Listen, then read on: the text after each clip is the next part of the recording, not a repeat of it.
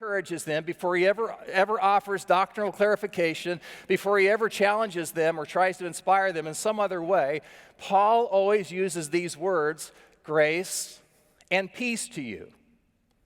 Now, either Paul was in a serious writer's block rut, or he was being very intentional.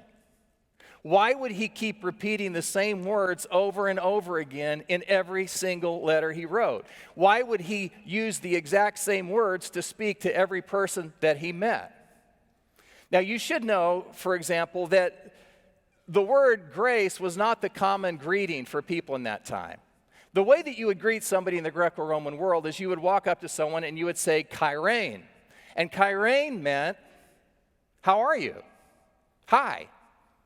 What's up? That's what Kairein meant. Paul changed the word from Kairein, and it's very similar in the original language. You don't see it in the English, but it's from Kairein to charis, which is grace. And I have a feeling that the people who heard the Apostle Paul speaking to people around him, or to hear the church speaking, they would say, isn't it interesting how these Christians respond to each other? They always speak words of grace and peace to each other. They don't just say, hey, how are you doing? They speak a blessing into each other's lives. It was a very different way. And I want us to think for a minute about, why did Paul say grace and peace, and why are we called to be grace and peace people? Let's think first of all about what the word grace means. If I were to use the word grace, most of you would know that that's a Christian term in some ways. My favorite definition of grace is undeserved favor. It's the favor that's given to someone who deserves the opposite. So we deserve to be treated one way by God, but God in His grace chooses not to treat us as we deserve, but He chooses to treat us with mercy. He chooses to greet us with unconditional love. So grace means gift. Grace means undeserved gift. So if I were to give you a gift and say, hey, happy birthday, I want to give you this gift, and you were to say, oh, thank you, that's kind of you, but how much do I owe you for that? I would say, no, it's not. It's a gift. It's not a transaction. The moment you start talking about grace in transactional ways, you've automatically changed the meaning of grace, because grace means undeserved gift. Grace means there's nothing you can do to make God love you more, and there's nothing you can do to make God love you less than He does right now. You can't be a better person and have God say, I love them more today than I loved them yesterday. Why? Because God's love for you is never based on your behavior or your performance, so how could your better performance change the way He loves you? The reverse is also true. God loved you before you loved Him anyway, so how could your bad behavior cause Him to love you less anyway? So you being a better person or a less good person, that doesn't change how God views you. That's called grace. Nothing changes God's view toward you. Now, you can have consequences for bad behavior or for sin. Of course, there's consequences, but it doesn't change God's perspective about you. That's what grace means. So here's my question for you. What does it mean to say to another person, may God treat you better than you deserve? Let's think about the other word, peace. Peace is also a Greek word, but it comes from a Hebrew word, which is one that probably most of you know. It's the word shalom. And shalom, it means peace, but it doesn't mean the absence of conflict. So whenever we talk about peace, we don't mean that everybody's getting along perfectly, there's no disagreements, that there's nobody who has different opinions. That's not what peace means. If that's the kind of peace you're looking for, you're going to be really disappointed and frustrated. But that's not biblically what peace means. Here's what shalom means. Shalom means completeness. It means wholeness. It means every part working together just as it should, in perfect harmony together. That's what we're talking about. When we talk about peace, we're talking about God taking the broken pieces of our lives and all the disjointed parts that have been fractured by living in the world that we live in, and how God how God in his mercy puts them back so that you become the person he intended you to be, to have a life of fulfillment and purpose. That's what we mean when we say shalom to another person. So question, what does it mean to say to another person, may God take the broken pieces of your life and put them back together again. May God treat you better than you deserve, and may God take all the broken stuff and make it whole again and help it to have purpose again. That's what it means to say grace and peace to you. And I want to tell you that what it means to be Christian, what it means to be part of the church, is that we are people of grace and peace. We don't just believe in grace, we don't just believe in peace, but it's how we speak to each other. It's how we act toward one another, and not just toward one another, but to anyone, to even those outside the faith. We are known as the grace and peace people. And that's why Paul said, this is how I want you to greet each other. Don't just say, what's up? How you doing? How about those Sooners or whatever it is? That's okay to have those conversations, but anybody can have those conversations. The church is the grace and peace people. So what does it mean to live in a world where there's not grace and where there's not peace? I mean, you just have to spend 5 minutes on social media to know that there's not grace and peace in the world. And that's just among the Christians. We live in a world where there's not people are treating us as we deserve or worse. We live in a world where people are not wishing wholeness for us. If we don't agree with some people, it's like we've just kind of alienated them out of our world. That's not the voice of the church. That's always been the voice outside the church. That's nothing new for the world, but that's not who the church is. So what does it mean to be grace and peace people, as an SNU community, as people wherever we find ourselves who represent and who are ambassadors for Christ? So it might be easier for you to understand it let me tell you a couple stories, examples of how I've seen grace and peace in my life. I was pastoring this church, and I was sitting in my office on the 3rd floor. It was about 10 o'clock in the morning, and I went, oh no, I forgot. Today is my son's 16th birthday. And that's a big deal when you're 16, especially here in the U.S. That's a mile marker date. And I'd let him go to school and completely forgotten to tell him happy birthday. I said, my son's going to go to school all day long, and he's going to think my dad doesn't love me. And so I jumped in my car, and I drove the half block over to Bethany High School. And I went to the principal's office, and I said, hey, is there any chance you could call Ben to the office? And the principal knew me, and we had a good friendship. And he said, of course. And I wasn't prepared, though, for how he was going to call him into the office. He got on the intercom, you know, the one that goes to all the classrooms. And he said, Ben Busick, come to the office, please. Ben Busick. I went, oh, no, this isn't the way I wanted to apologize to my son. And just as he made that announcement, all of a sudden, bell rings, and now everybody's walking through the hallways. There's a couple of hundred students walking around, and here comes Ben walking down to the principal's office with 10 of his best buddies. This is not the way I wanted to say happy birthday to Ben. Ben came walking, Ben's right down here, by the way, now. He's not 16 anymore. But he came walking up to me, had a big smile on his face, and he knew I was there, and he was going to play it all the way through. And I said, hey, Ben. He said, hey, Dad. All his buddies are there.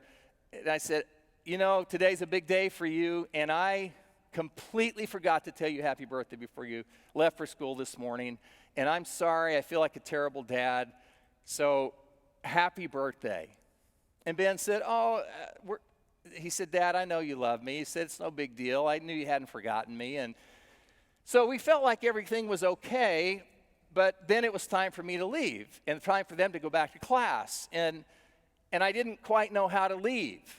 You know, do I high-five him, shake his hand? You know, what am I? Don't want to embarrass him in front of his friends. And so I decided high-five was the best way. And so I kind of went, okay, Ben, we'll see you tonight. And Ben went, completely left me hanging. And I said, okay, I deserve that. I get it. The payback time. And so I said, okay, no big deal. I'll see you tonight then. And I started to walk away. And you know what my 16-year-old son did? Right there in front of God and 10 of his best buddies, he stepped in front of me like this, and he reached out his arms, and he gave me one of the biggest bear hugs I've ever had in my life. And I don't mean it was kind of like one of those like man hugs, like, hey, love you, man. But I mean, it was a real hug. And it was long enough that I kind of grabbed him back like that, patted him on the shoulder, and I let go, and he didn't. He just kept hanging on. And I'm sure it wasn't 5 minutes, but it was a minute. It was a long hug. And finally, after about the second time I let go of him, I started to kind of tear up. I thought, now I'm going to really embarrass him. I'm going to start crying in front of his friends. But right in the middle of that hug with my son holding on to me, you know what I felt in that moment? I never really put words to it before. This feels like grace and peace. That hug from my son in front of all of his friends, it felt like mercy. It felt like treating me in a way I didn't deserve. It felt like I love you enough, Dad, to do something here that everybody's uncomfortable with. And my son demonstrated grace and peace to me in that moment. Christy and I were out to dinner one night with some friends, and our daughter Madison called me on the cell phone, and she was like 15 at the time, and she never called me. I thought there's something very wrong has happened in the world. And so I said, hey, Maddie, what's going on? And she said, Dad, I just had a question for you. I'm here at home, and my question is there water supposed to be pouring through our lights in our kitchen? I said, I don't know. Let me ask your mom. No, I said, what are you talking about? And she said, well, not a little bit of water, Dad, but water is pouring out of the can lights in our kitchen from the ceiling, and it's just covered our kitchen. It's in our living room. It's going in our dining room. We raced home as quick as we could. We came walking in and discovered that there had been an upstairs toilet that had been overflowing for 9 hours and had gone through the carpet, through the drywall, and was now pouring dirty toilet water all over downstairs. And it smelled like dirty toilet water. It was gross. And so I said to the kids, go change your clothes. We got a long night ahead of us. So I go change my clothes, and would you believe it? I'm right in the middle of cleaning up all of this gross, dirty toilet water, and all of a sudden, bong, bong. I couldn't believe it. Somebody's at the door. So I go back in. I put my suit on. I go back in and answer the door. No, I didn't do that. I answered the door, and there's Louis and Rita. They're standing there with mops and a bucket. And they said, Pastor, we heard you had a problem. I said, I have no idea how you knew there was a problem, but we did have a problem. I explained what was going on. They said, we're here to help. I said, oh, no. I said, no, this is the bad stuff. You don't want to do this. They said, yes, we do. We're here to help. I said, well, come on in. Louis and Rita come in, and we start working, and about 5 minutes later, bong, bong. I go back to the door. It's Tim and Darlene. Tim and Darlene said, hey, we heard you had a problem, Pastor. I said, well, come on in. It's a party. Tim and Darlene came in. They start working. Bong, bong. It's Phil Lighthill from the church. He's a carpet guy. He doesn't say anything. He just walks in and starts ripping up carpet everywhere. And before you know it, we've got like 30 people in our house. They're everywhere. They're in the living room. They're in the bedroom. Some people are looking in the refrigerator. There's laughing. And I'm down on my hands and knees in the kitchen, and I'm just this dirty toilet water everywhere, and I can hear people talking and laughing, and I start laughing because I'm thinking to myself, only in the church do you throw a party over dirty toilet water.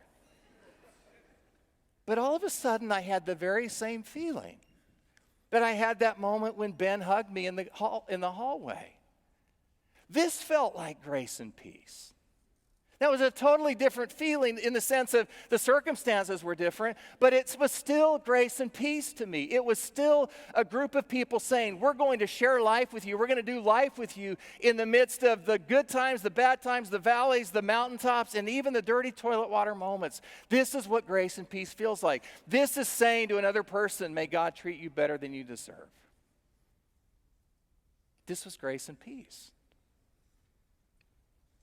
Let me tell you one more story.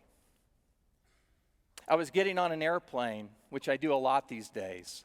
It was a Friday afternoon. That's the worst time to travel on an airplane because that's when all the business people are coming home and everybody's grumpy. It's been a long week. They just can't wait to get home.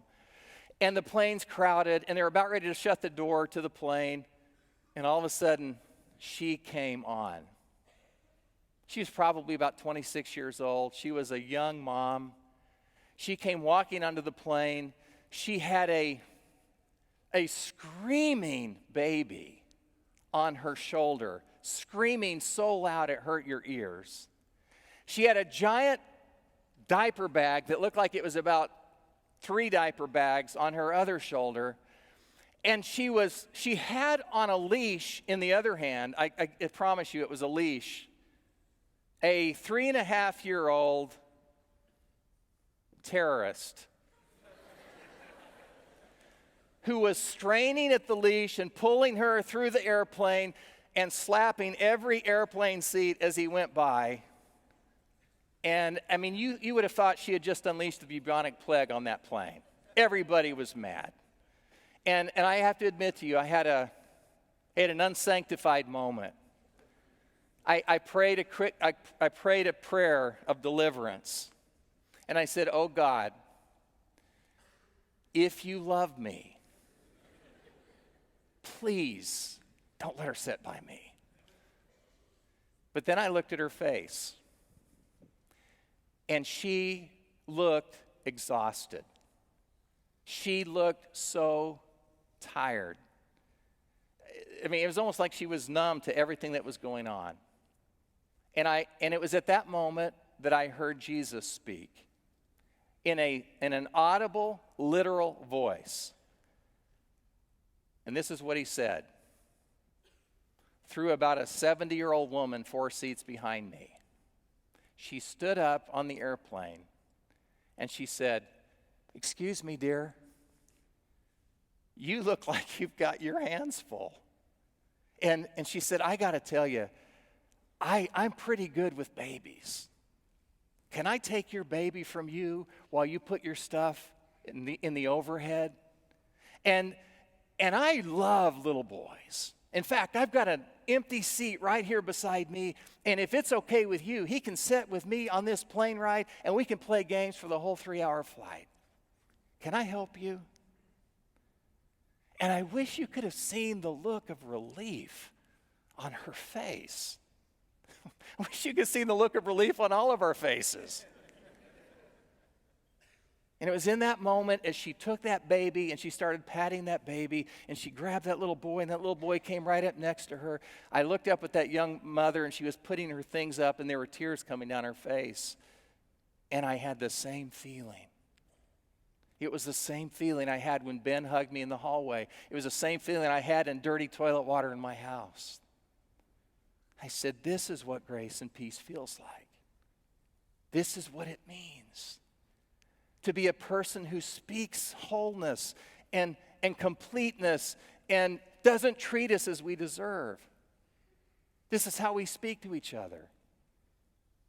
Now, I want you to think as we close this morning, what's the context for Paul writing these words, grace and peace to you?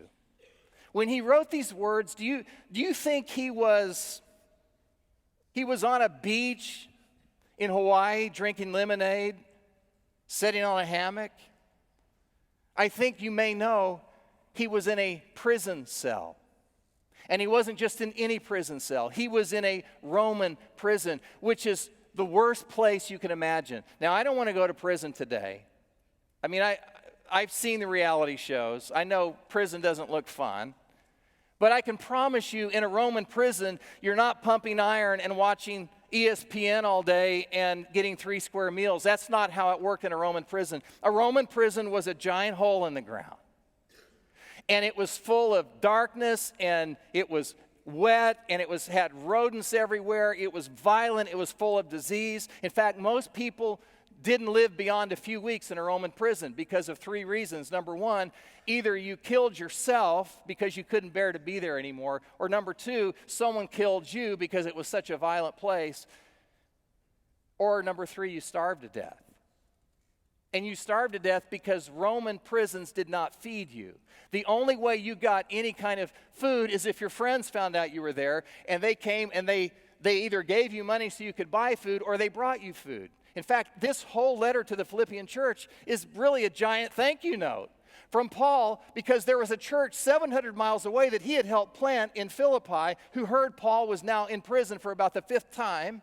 And they had a board meeting, and they said, somebody's got to do something about this. And so they did a collection. They got a bunch of money together. Then they said, is there anybody here on the board who can take like 3 months off work and go take this 700 miles to Paul in Rome? And some guy named Epaphroditus raised his hand. He said, I'll go. And we don't know exactly what happened to Epaphroditus on the way to Rome, but we know that he almost died, to the point that the Apostle Paul has to write in the book of Philippians back to them and say, by the way, Epaphroditus is going to make it. Whatever happened, it was pretty dangerous. But Paul was just so overwhelmed by the generosity of the church 700 miles away. He was saying, you have treated me with grace and peace. This is what it feels like. This is what it looks like in real life. This is what the church does. And he said, thank you for that. And I tell you that because grace and peace in your life is not just something that you feel. It's not an emotion you have. It's a reality that's true whether you're in the worst situation or whether you're in the best situation. The Apostle Paul was in the worst possible place he can be in his life. He probably thought, I could be executed at any moment. That's kind of what's always in the back of his mind. And yet, even there, in the worst moment of his life, he could still say, grace and peace to you. May God treat you better than you deserve. May He take the broken pieces of your life and put them back together again. Because grace and peace, my brother and sister, is not based on your circumstances. It's based on the reality of the relationship you have with Jesus Christ. And if that's right on the inside, it doesn't matter what's happening on the outside. And that's how you can become a grace and peace person. You can't force grace and peace. You can't work it up. You can't pull your socks up and say, I'm going to be a grace and peace person. It comes from reality of the grace and peace that's welling up in you. And so grace and peace isn't based on your good or your bad circumstances. It's always based and rooted in Jesus. And I'm going to tell you something. There's a lot of people here who have been at a Christian college. Even here, they have not heard or experienced grace and peace in their life in a long time. They didn't come from a grace and peace situation, and maybe their whole lives feels like it's pretty chaotic right now, and what they need more than anything else is for the church to be the church. For the church to begin to treat each other and speak words of grace and peace to each other. What if every single day that you woke up, the first thing you did before you put your feet on the ground is you said, oh, life, this is grace and peace. What if every breath you breathe started to feel like grace and peace?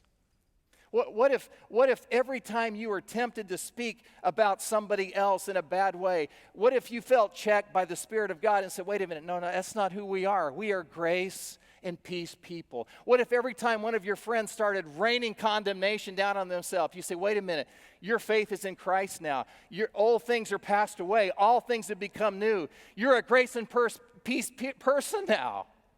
So begin to live it, think it, breathe it, extend it. You are a grace and peace person because of what Christ has done in you, and now you become the extension of His grace and peace to each other and to the world. So here's what I'd like us to do as we close this morning. This is a little awkward, but you can do it. When you came in, you fist bumped a few people. You said, hey, how you doing? What's up? I doubt any of you said grace and peace to each other.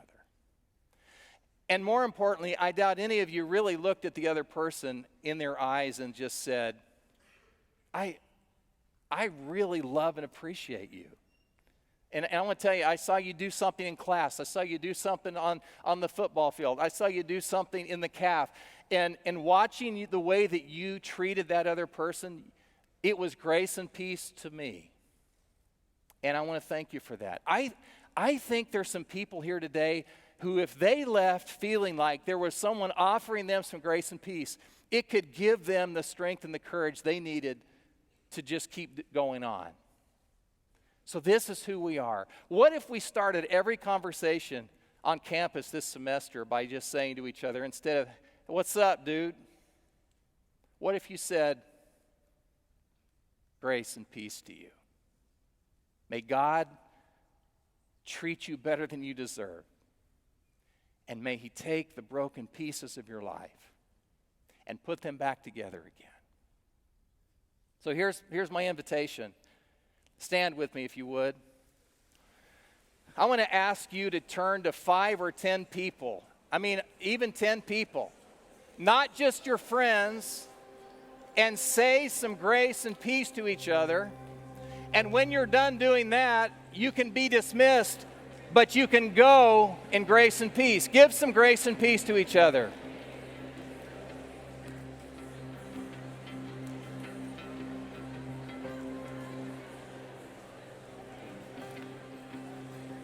Grace and peace to you. It's good to see you. Great job. Grace and peace, man.